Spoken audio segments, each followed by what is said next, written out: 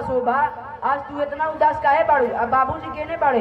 का बताई तोरे बाबूजी ये दुनिया के छोड़ के चल गईले। का आखिर ई सब कैसे भइल?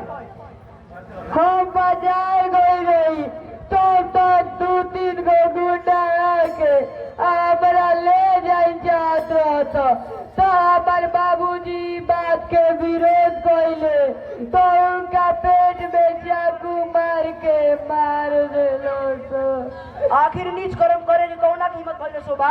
हमार नाम बतावो शोभा, ओकर जिंदा जला के रख दे। आखिर हमनी के केहू के का बिगड़ले रही जा कि जौना के सजा ही मिलत बा।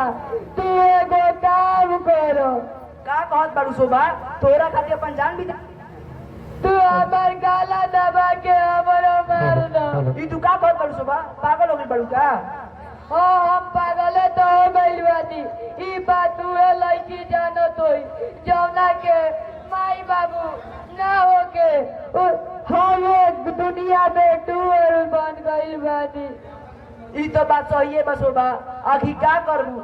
एक दूसरे से विदा हो जाला, उ कबो लौट के ना आवेला। तू धीरज रख शोभा, धीरे धीरे सब ठीक हो जाई।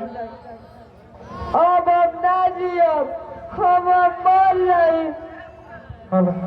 तार बाबूजी के हत्या कर दुख हमरे बस शोभा, की का करबू? तू धीरज रख, धीरे धीरे सब ठीक हो जाई। बस बस शोभा, रो मत।